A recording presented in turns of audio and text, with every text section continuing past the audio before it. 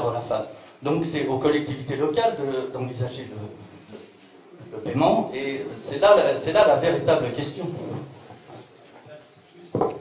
Juste par rapport à l'État, l'État, avant même la tempête, avait lancé une réflexion sur un plan digue. Bon, alors, ça a tardé. Les premières versions ont commencé à sortir. On espère quand même que l'État ne va pas énoncer un plan digue et ne pas mettre à l'appui de ce plan des financements conséquents permettant d'assurer une part importante des travaux à réaliser. Bon, après, on va voir ce qu'il en est en pratique. Mais partir du principe que l'État ne mettra rien, pour moi, c'est même pas imaginable. Bon, après, il est évident que les collectivités devront assumer une part qui reste à définir, et on verra dans quelle mesure on peut y aller. Mais on ira de toute façon. Mais la question est de savoir à quelle hauteur. Non, un complément de réponse pour monsieur. Question concrète, réponse concrète. Cette évaluation de 190 millions d'euros, elle ne sort pas du chapeau. En Charente-Maritime, on a 150 km de côte. La simple digue Paco, qui fait quelques centaines de mètres, a coûté 1 million d'euros de réhabilitation. Donc ça ne me semble pas quelque chose d'exorbitant, malheureusement. En ce qui concerne les financements, je crois qu'il faut avoir une certaine honnêteté intellectuelle. L'État et l'Europe s'étaient engagés à être à nos côtés après Initial pour toute la défense côte qui était portée par le Conseil général.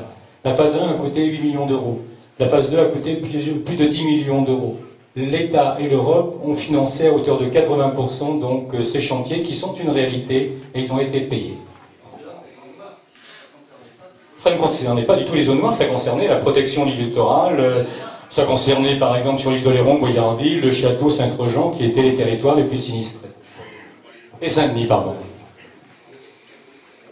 Et ça a été fait en effet, y compris avec un soutien très actif des entreprises de Charente-Maritime, parce que rappelez-vous, le sinistre a eu lieu le dimanche matin à 2h, le dimanche après-midi, il y avait déjà des entreprises qui intervenaient pour préparer donc une défense côte provisoire. Moi je suis un peu sceptique sur les financements à trouver, puisque quand on voit l'état des finances de nos collectivités locales et de l'État, on peut être inquiet. Voilà, merci.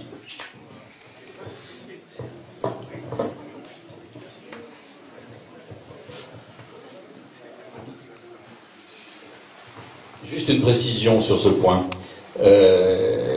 Dominique Bussereau a répondu a accepté effectivement de répondre à cette question. La question, c'était de dire, de toute façon, aujourd'hui, il y a une contradiction énorme, parce que, comme tu le dis, en fait, lorsqu'il va y avoir des UP, on va se retrouver avec l'addition de vente amiable, d'expropriation. Des expropriations qui vont durer très longtemps. On peut imaginer 10 ans, 15 ans, 20 ans, pour les derniers récalcitrants, si je puis dire. Et on voit mal, avec ce qu'on nous a dit, notamment ce que nous a dit le préfet Mas, on voit mal que des gens qui sont dans des zones d'extrême danger puissent vivre 25 ans, par exemple, ou 20 ans, sans protection. Donc, on va avoir un État qui, d'une certaine manière, va cumuler tous les coûts. C'est absurde. Et je pense que cette contradiction, elle va apparaître notamment au juge judiciaire, qui va se poser des questions en disant, mais je comprends pas. Hein, puisqu'il y a cette fameuse comparaison, coût des protections, coût des acquisitions. Donc, je crois que c'est pas perdu de ce côté-là. La seule chose, c'est qu'on va se retrouver dans des procédures judiciaires, c'est sûr.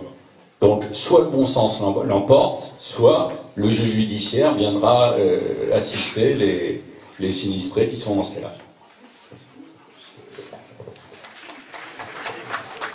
Bien. Eh bien, nous allons remercier monsieur le député Didier Quentin, monsieur Perry, monsieur Parent, monsieur Moquet et monsieur Proust d'être présents un dimanche matin.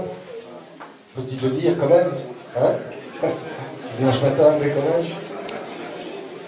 Et surtout de leur engagement auprès de nous. De leur engagement. Il y a encore de la route à faire. On va se réunir, on va trouver des solutions, parce qu'il y en a. Et nous vous remercions d'être toujours présents autour de nous. C'est comme ça qu'on arrive à quelque chose, sinon on n'arriverait à rien. Merci.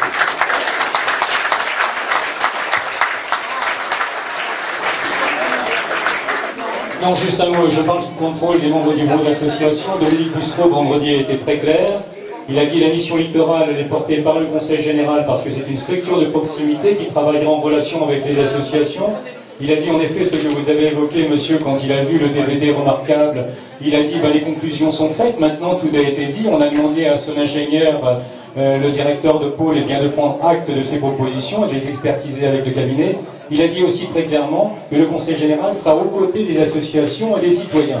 Quand il a été ministre, il y a eu des notifications délicates, il a été en contradiction avec ses collègues. Demain, il ne sera plus ministre puisqu'il l'a souhaité. Il sera aux côtés des citoyens de la Charente-Maritime et notamment des sinistrés, avec l'outil majeur quand même que le Conseil général et ses 2500 personnels compétents.